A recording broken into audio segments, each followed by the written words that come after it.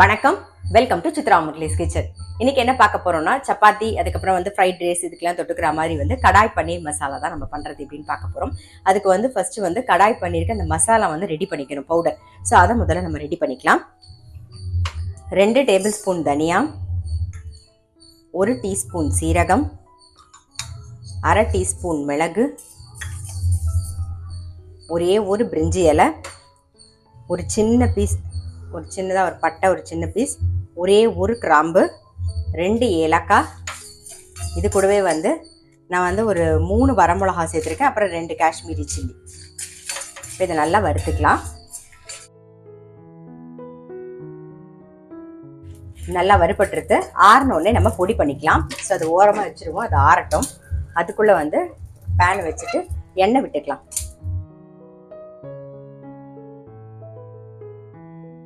இப்போ எண்ணெய் காஞ்சிருது. வெங்காயம் சேர்த்துக்கலாம். வெங்காயம், குடமிளகா, தக்காளி இதெல்லாம் இந்த மாதிரி கட் பண்ணி வச்சுக்கோங்க. குடமிளகா சேர்த்துடலாம். ரொம்ப வதங்க வேண்டாம், கொஞ்சம் கிரன்ச்சியாக இருந்தால் தான் நல்லாயிருக்கும்.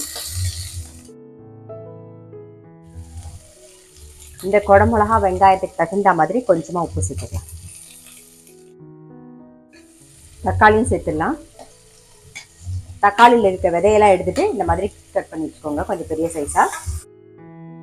பாருங்க, இந்த அளவுக்கு வதக்கிண்டா போதும். இப்போ இதை எடுத்து தட்டில் மாற்றி வச்சிடலாம். இப்போ அதே பேன்லேயே எண்ணெய் விட்டுருக்கேன்.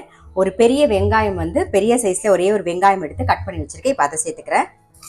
ஒரு 1/2 இன்ச்சுக்கு இஞ்சி, ஒரு 5-6 பல்லு பூண்டு. வெங்காயம் லைட்டாக கண்ணாடி மாதிரி வதங்கட்டும். இது கூட ஒரு 5-6 முந்திரி பருப்பையும் சேர்த்துறேன். 2 தக்காளி கட் பண்ணி வச்சுருக்கேன். பாருங்க, வெங்காயம் வதங்கி எடுத்து தக்காளி சேர்த்துக்கலாம்.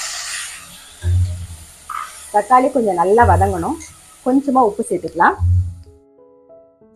தக்காளி கொஞ்சம் நல்லா வதங்கணும். ஸோ மூடி வச்சுருவோம், வதங்கிட்டு இருக்கட்டும். அதுக்குள்ளே பாருங்கள், நம்ம கடாய் பன்னீர் மசாலா பவுடர் பண்ணுறதுக்கு வருத்தோமா, அது நல்லா ஆறிடுத்து அரைச்சி எடுத்துகிட்டு வந்துடலாம்.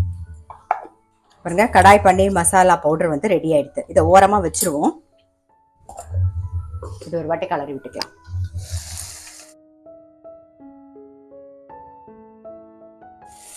நல்லா வதங்கிடுத்து ஆஃப் பண்ணிடுறேன். கொஞ்சம் ஆறுனதுக்கு அப்புறமா நம்ம அரைச்சிக்கலாம். நம்ம தக்காளி வெங்காயம்லாம் வதக்கினோமோ அதை நல்லா அரைச்சாச்சு. ஸோ இந்த பக்கம் பேனில் எண்ணெய் விட்டுருக்கேன், அது நல்லா காஞ்சின்னு இருக்கு. இப்போ அதில் ஒரே ஒரு பச்சை மிளகா சேர்த்துக்கலாம். இது கூடவே கொஞ்சம் மஞ்சள் பொடி, கொஞ்சம் வரமிளகா பொடி சேர்த்துட்டு நம்ம அரைச்சி வச்சுருக்கோம் இல்லையா, அந்த விழுதியும் சேர்த்துடலாம். கொஞ்சம் சர்க்கரை சேர்த்துக்கலாம். இது கூடவே ஒரு 1/2 டீஸ்பூனுக்கு கரம் மசாலா பொடி. அதுக்கப்புறம் நம்ம கடாய் பன்னீர் மசாலா அரைச்சி வச்சுருக்கோம் இல்லையா, அது ஒரு 2 டீஸ்பூன் சேர்த்துக்கலாம்.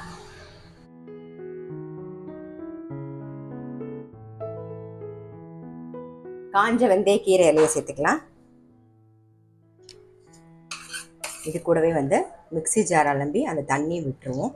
இப்போ நல்லா ஒரு கொதி வரட்டும். மசாலாலாம் சேர்ந்து ஒரு கொதி வந்துடுது. ஆல்ரெடி நம்ம தக்காளி வெங்காயம்லாம் அரைக்கும் போதே கொஞ்சம் உப்பு போட்டிருந்தோம். ஸோ தேவைப்பட்டால் நம்ம உப்பு போட்டுருந்தா போதும். இப்போ ஃப்ரெஷ் க்ரீம் நல்லா ஒரு 2 டேபிள் ஸ்பூனுக்கு சேர்க்குறேன். ஃப்ரெஷ் க்ரீம் சேர்ந்து இன்னும் நல்லா ஒரு கொதி வரட்டும். ஃப்ரெஷ் க்ரீமே சேர்த்தாச்சு. அப்படியே மூடி வச்சுருவோம். நல்லா ஒரு 2 நிமிஷம் நல்லா கொதிக்கட்டும். பாருங்க, நல்லா கொதிச்சிருக்கோம். நல்லா கொதிச்சிருக்கு. இப்போ நம்ம பன்னீர் நல்லா வாஷ் பண்ணிவிட்டு கட் பண்ணி வச்சுருக்கேன், அதை சேர்த்துடலாம். இது கூடவே நம்ம வதக்கி வச்சுருக்கிற வெங்காயம், தக்காளி, குடமிளகா. அந்த க்ரன்ச்சினஸ் இருக்கணும், அதனால ரொம்ப கொதிக்கலாம் விட வேண்டாம். ஜஸ்ட்டு சேர்த்து அந்த சூப்பில் மிக்ஸ் பண்ணால் போதும். காஞ்ச வெந்தயக்கீரை இலையை சேர்த்துருவோம், அவ்வளோதான். ஆஃப் பண்ணிடலாம். நம்மளுடைய கடாய் பன்னீர் மசாலா ரெடி. கண்டிப்பாக ட்ரை பண்ணி பாருங்கள். அந்த மசாலா பொடி அரைச்சி வச்சுருந்தீங்கன்னா எப்போ வேணாலும் நம்ம கடாய் பன்னீர் பண்ணிடலாம். சும்மா ஒரு 2 டீஸ்பூன் நீங்கள் எவ்வளோ எடுத்துக்கிறீங்களோ அது தகுந்த மாதிரி போட்டால் போதும். இது சப்பாத்தி, நான், ரைஸ் எல்லாத்துக்குமே ரொம்பவே நல்லாயிருக்கும். ட்ரை பண்ணி பாருங்கள். நான் அடுத்த வீடியோவில் சந்திக்கிறேன்.